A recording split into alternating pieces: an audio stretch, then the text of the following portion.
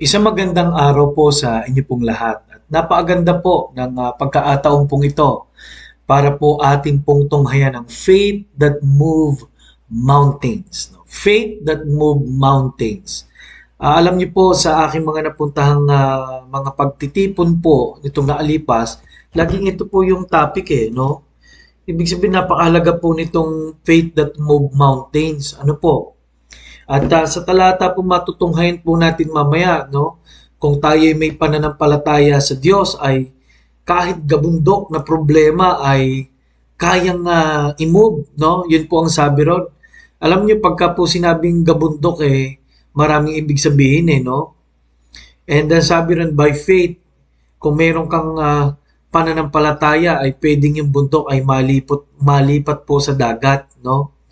Ako po naalala ko tuloy yung sinabi doon sa field trip ng mga bata no na yung Tagaytay daw ay dahil sa yung lupa doon sa Taal ay naarating no doon sa kabilang bahagi no yung naging Tagaytay at Batangas parang moving of mountains no at kaya sa Diyos wala talagang imposible yun ang sinasabi ng Panginoon. Number two, sa Diyos po ay kaya nating umasa. Ano po? Kasi po, hindi po pag sinabing faith that move mountains, tayo yung magmumove, kundi ang Diyos ang kikilos.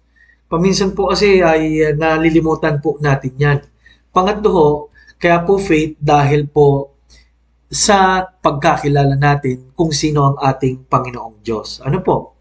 Kaya tinaho at atin pong puntahan ang mga aralin pong ito na hatiin po natin sa ilang mga hati. Ano po? At mula po ito sa mas malaking pag-aaral. Okay?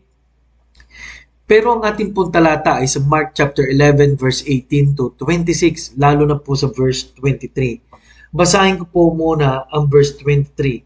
For verily I say unto you, that whosoever shall say unto this mountain, be thou removed, and be thou cast into the sea, and shall not doubt in his heart, but shall believe that those things which he saith shall come to pass, he shall have whatsoever he saith. Alam niyo po, ang verse na ito ay napakaganda dahil sinabing, kung sino man sa inyo ang magsabi sa bundok nito malipat ka sa dagat at walang pagdadalawang isip sa kanyang puso at mananampalataya sa lahat ay mangyayari ang kanyang sinabi. Alam niyo po, this is a very, very powerful verse na ang gaya po na sinabi ng verse 22, and Jesus answering said unto them, have faith in God. No? Have faith in God. Bakit po? What is faith? Ano po? What is faith? Meron ba tayong mga problema ngayon o mga bagay na gusto nating mapagtagumpayan? Ano po? Tayo ba ay nababurden sa maraming mga bagay? Ano po? Number one is faith is acting upon trusted information. Ang kapitulo pong ito ay nahati sa ilang bahagi na nagbigay ang impormasyon ng Panginoon that I am God. Kaya kong gawin ito. Ano po? Mamaya pag-uusapan natin yan. Pero ang isa pong malaking usapin po dito, yung sinabi ng Panginoon sa isang puno na hindi namumunga. No? At ang sabi ng Panginoon, ito hindi namumunga to. No? At ang sabi niya, darating panahon, mamamatay ang punong to. No? Dahil gutom na gutom sila no? At kinabukasan nga, ano po ay tuyo ang sabi ng Bible hanggang sa kaugat-ugatan nito. So sa verse 22, yung last part noon, at yung 23 yung nabasa natin, ang sabi ng Panginoon kay Pedro, magkaroon ka ng pananampalataya sa Diyos. Bakit? Sabi ni Pedro, natuyo nga, gumanon siya. No? Kaya alam nyo, may mga pagkakataon na gusto nating may mangyari. Pero yun nga po, number one, ang faith po ay hindi yung bahala na, ganyan. Sa buhay po natin, meron pong patnubay. No? That is acting upon trusted information. Ako ay kikilos dahil sa meron akong alam, no? Meron akong naintindihan. Okay? At kung kilala po natin ang Diyos, yun po ang isa sa pinaang matibay na dahilan kung bakit tayo magkakaroon ng pananampalataya. Ano po? Kapag sinabi po ng Bible kasi na kung sino ang Diyos, ito pong week na to, talagang pinag-aralan po ng mga members ay kung sino ang Diyos, no?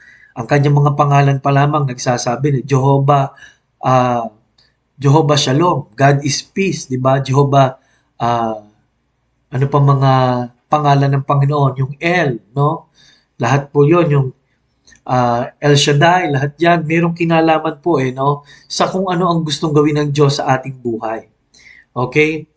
Jehovah Jireh, ano po? Jehovah Tsidkenu, yung mga yan, ano po? God is our banner. Ano po? Siya po yung ating tagumpay, ibig sabihin. Kaya mga minamahal, sa oras po na ito, kilala po ba natin ang Diyos? So paano kung makikilala ang Diyos sa pamagitan ng kanyang mga salita o sa Biblia? Kaya po tayo nag-aaral, ano po? At pangatlo, no, ay makikilala natin siya sa pang-araw-araw na buhay natin, mas lalakas ang ating loob. Ano po? Ang daming pangako ng Diyos sa Biblia, ang dami niya nang ginawa. Kaya ang tanong, alin sa mga ito ang naranasan mo na at napatunayan na? Ano po? Well, meron po mga taong nagpapasalamat dahil, uy, napatunayan kong healer siya. Wow, praise God po. Pero marami pang pwedeng patunayan ng Diyos sa iyo. Ano po? Tingnan po natin ang kanyang salita dahil marami pang pwedeng gawin ang Diyos. At yung pagtitiwala na yon is acting upon trusted information. Faith is acting upon trusted information. Kaya mga minamahal, nawa po, tunay na tayong nagtiwala sa Panginoon. Maraming salamat po. At ito po ang first part para sa araw na ito. No? Faith that moves mountains. Maraming salamat.